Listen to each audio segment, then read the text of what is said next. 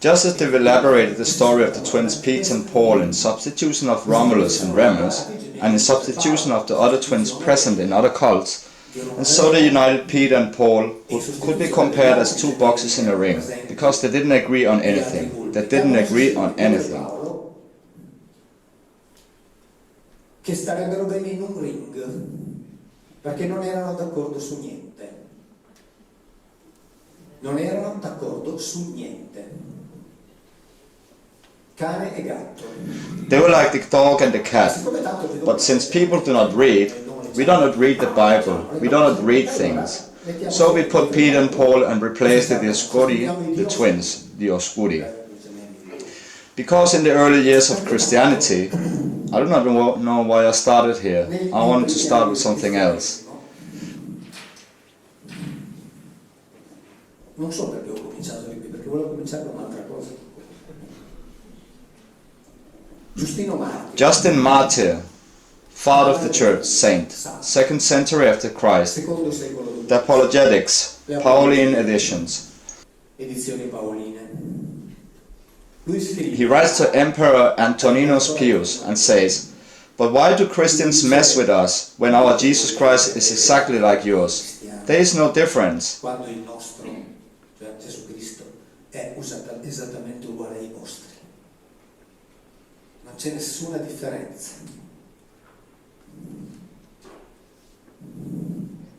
When we say that he died on the cross, he has resurrected and risen to heaven, we don't bring any novelty with regard to those who are called followers of Zeus among you. Father of the church, Holy saint. Here we are still in the period of which several dozens of different Christianities were preached, before Constantine joined them in Nicaea and said, "Now choose here one, the one you want. I do not care, but one."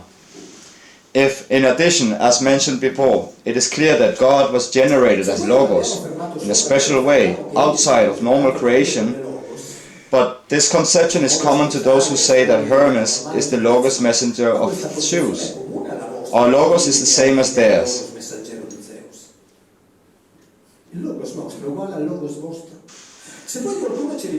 If someone then argued with us, reminded us that the fact that he was crucified, it must be said that this is also common to the sons of Zeus, who were crucified before. If later, let's say that it was conceived in a young girl, we also agree on this, young maiden or virgin, because in Greek parthenos means both. Therefore, we have a common element with Perseus. But when we say that he had healed zombies, paralytics and the unfortunate since birth, all this coincides with the actions. Why do they mess with us? Our Jesus Christ is the same as yours. There's no difference. Father of the church. This is what they thought in the 1st century after Christ. And please, do also read Celsus. Search for him. He's obviously an apologetic. Celsus, however, was opposed to Christians. But Celsus clearly said, if Christians say that this one here, this Jesus, fictitious name, because he was called Joshua, like millions of other connationals of his, because it was the most widespread name. It later became Jesus because it was first modified in Greek and then later on modified in Latin. But all the others in the Bible are called Joshua. He is called Jesus to make us understand that he is different. But he is Joshua, like all the others. They say that this one here was the only one, and it can be well understood that this is a lie, because they themselves affirm that many other messengers like him came before him, even in groups of 60 or 70 at a time. This is what Celsus tells us about Christians. Celsus writes at the same time as Justin. He is a contemporary of Justin. So, the story that has happened has been re-elaborated later on. It would make sense altogether. However, it has been elaborated in a way that it does not make any sense at all. Fortunately, we have these texts, but especially after, not only the Council of Nicaea, but also the Edict of Theodosius, they should have been destroyed at the time when Christians, from being persecuted, became persecutors. In the same way that the other, without any difference, then in reality we are inside this kind of religion. A book that I have to mention while we're here, I might as well tell you right now, then it will become clear to us. esattamente come gli altri, senza nessuna differenza.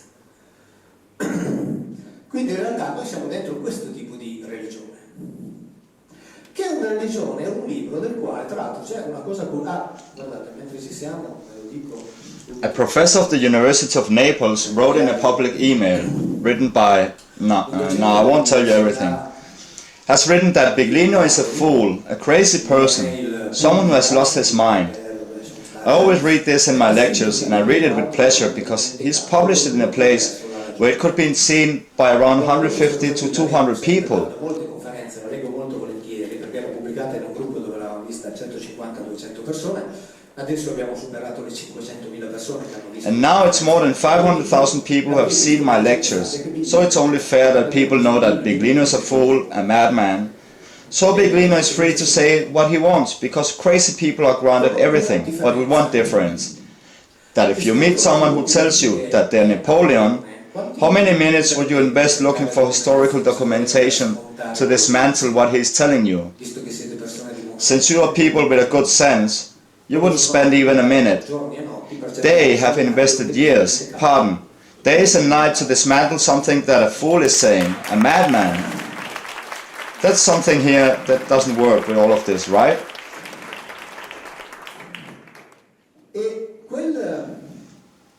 And this book here, this group of books here, it's a book that we talk about inappropriately. What do we mean by inappropriately? I say inappropriately because it does not affect us. Unless here among you there's an Israelite, not a Jew, an Israelite, or one who is sure to be a direct descendant of Jacob's family from Israel. Because this book refers only to them, only to this family. It is the story between this family and this guy called Yahweh. Period. Perché quel libro riguarda solo loro, solo quella famiglia. È il racconto del patto tra quella famiglia e quell'individuo di nome Yahweh. Punto. We ought to have nothing to do with this, so we can understand each other.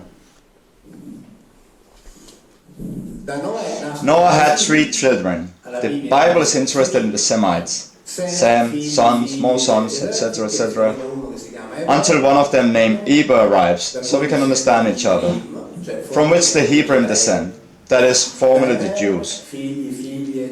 From Eber we have more sons, hundreds of families, etc., and a family expansion. Then we come to one called Terah. Considering what is written in the Bible is true, because I do not know, to explain myself, that is, I am forced to assume that what is written is true, because there are even rabbis, for example, who deny the existence of Abraham. They say that he never existed, that he is an invention. In fact, I suppose the Bible is true. If altogether we conclude that the Bible is not true, I'll take it and throw it in the paper bin. That's not a problem for me, not a problem at all. But they say the Bible is the book of books. I suppose that what is written is true, and at least I'll go and look at what is written. Because apart from not knowing who wrote it, when they wrote it, how it was written, how it was read in its origin, and also those there that we don't know who are, when they wanted to say something, they would say other things.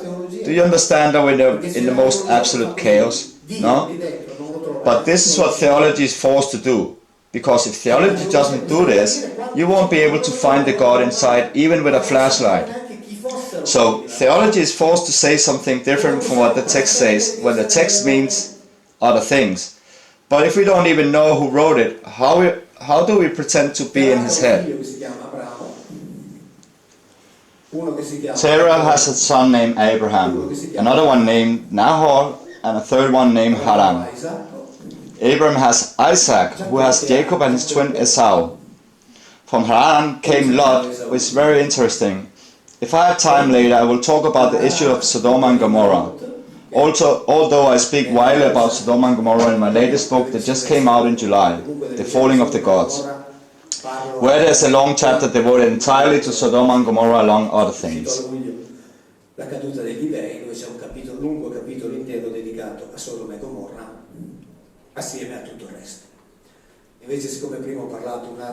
As a matter of fact, I spoke before with the lawyer. Next week the new book will come out, published by Mondadori. This, The Falling of the Gods, has been written with four hands with a journalist called Baccarini, who has dealt with half of the book. Half of the book is dedicated to Hindu texts.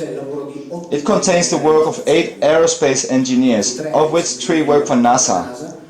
The others who work on the Hindu text are followed by Baccarini, because he specializes in Oriental culture and each one of them has to do their own work and research. The 3 of those I've dealt with are not new graduates who need work. No.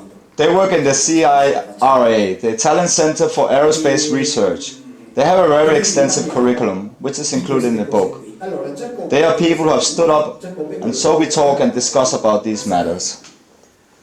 Then, Jacob and Esau. Jacob is the one who will take the name of Israel. Lot is about the history of Sodom and Gomorrah, where a very interesting phenomena occur, as they will also happen later in the Hindu Valley, in Pakistan, in Harappa, and Mohenjo-Daro. Well, the Bible deals with these. Does anyone have a Bible? Yes. Deuteronomy 32:8.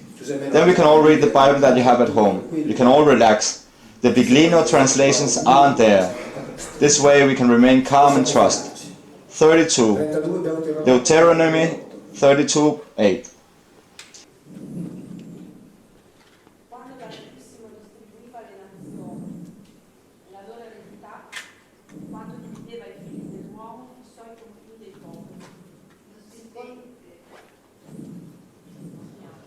Passiamo il gelato, semmai. Quando l'Altissimo distribuiva le nazioni la loro eredità, quando divideva i figli dell'uomo, fissò i confini dei popoli, secondo il numero dei figli di Israele.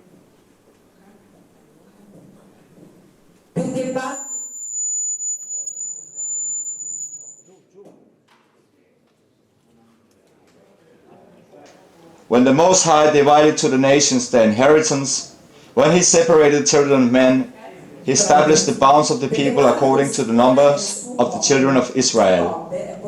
For the Lord's portion of his people and Jacob's his hair. He inherited it. It was assigned to him. This here, okay? It's written here.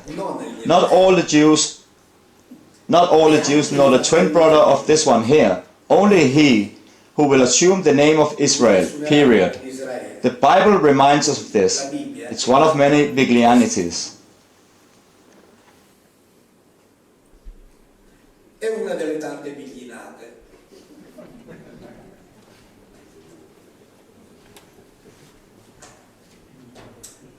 For some time now I've been studying the text of Jewish theology published, of course, by Jewish publishing houses. Mamash Publishing House, a commentary on the book of Genesis. The book of Genesis tells the life of the patriarchs and is a report of the creation of the Jewish nation. The essence of creation is not the history of mountains, valleys, oceans and deserts, nor of animals and men.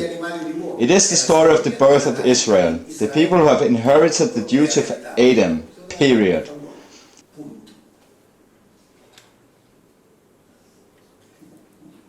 This tribe here has duties to do.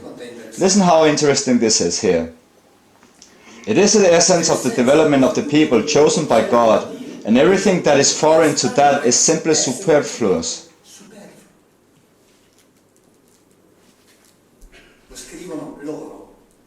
They are the ones writing it. They write this. I brought some copies, so there are no interpretative doubts. And how is the divine plan carried out? It is clear that the divine plan of creation has to be carried out mostly by merchants and workers, rather than by scholars. Otherwise God would have found a way to have more scholars in the world than merchants. They wrote this.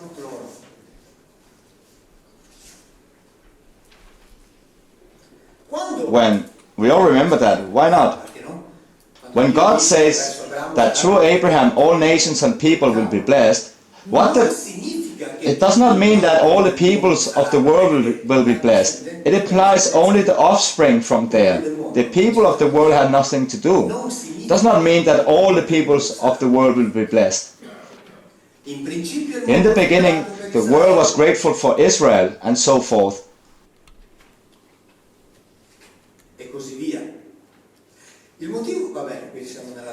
We are in the Torah right now, oral and written. We'll better come back to it later. Then the speech is very clear. They say that this book here is our story, and they're right. You just have to read it and you'll understand.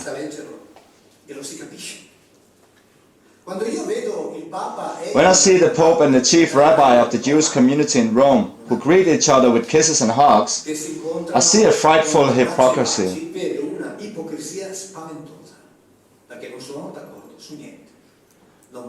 Because they do not agree on anything. They cannot agree on anything. On anything. So much that Riccardo Schiamuel and Disegni, when they met, this is not very important, faith is not the object of political negotiations. So you have yours and we have ours. If I were a Jew and I heard the Christians say that you're my elder brothers, I would be very angry and say that this is not like this. You have taken that book and you have done what you wanted. That book is ours, not yours. It does not refer to you. It refers to us. And you have nothing to do with it. But if Jews and Christians argue, there's a risk that people will begin to understand why, based on the same book that they do not agree on anything. Then there's something that's not working well. Of course there's not a lot working well. There's a lot that does not work well because all Christian theology is an invention. Then it won't go well because Yahweh takes care of Israel and that's it. And if you read the New Testament, well, you'll see that Jesus also only deals with Israel. He says it expressly, since he's a Jewish and Zionist rabbi, especially a Jewish Messiah. The Christian Messiah is just a pure invention of Paul.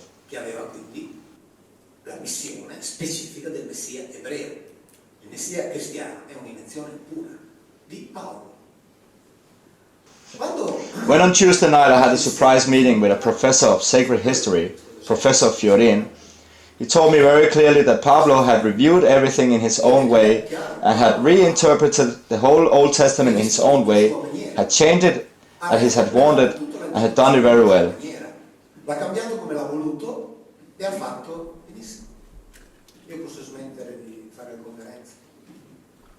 I can stop doing conferences and lectures. Pablo has invented everything.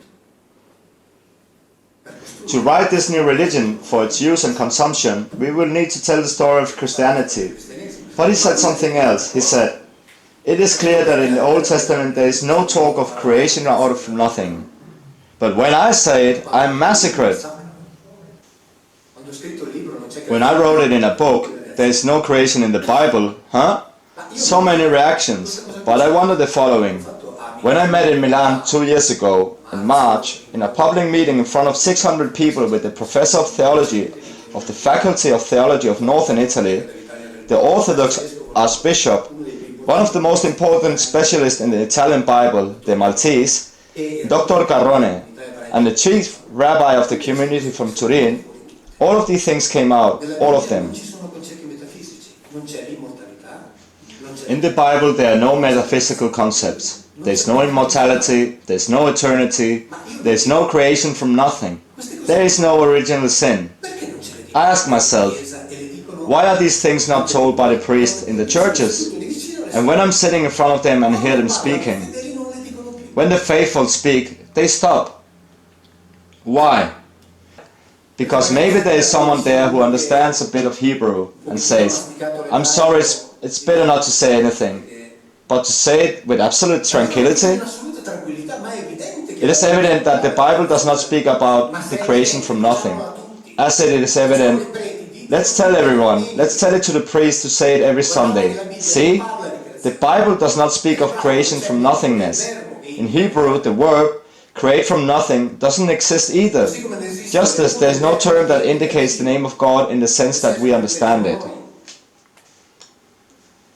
When we speak of omnipotent God, it is an erroneous translation of the Shaddai. But that this is wrong is not said by Mauro Biglino. It is told by the Dominican exegesis making comments on the Bible of Jerusalem. He said it with absolute tranquility. It is a mistranslation. In the best of hypotheses in Genesis 17, if you want to look at it, in verse 1 when it says, I am an almighty God, in the best of hypotheses means I'm the Lord of the steppe, more than omnipotent God. Check out all these things. I tell you, Jerusalem Bible edition of 2009, reprint of 2013. In the best of hypotheses, I'm the Lord of the steppe here, which is consistent because when they have been given these, where is the lady who was read before?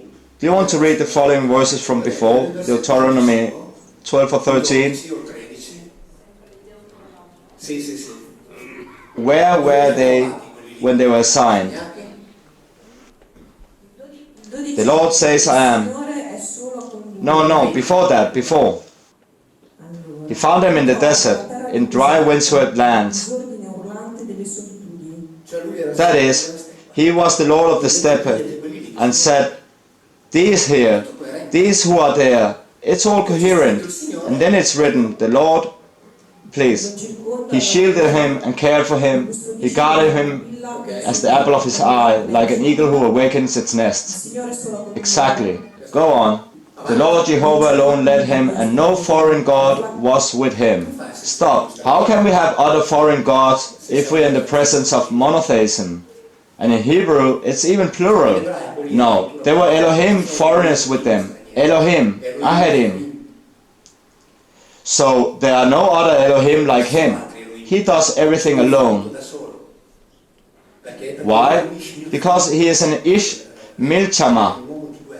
It is told in the Exodus, he is a man of war. He is a soldier. And it says, very well, you have given me these, I will take care of them. Period.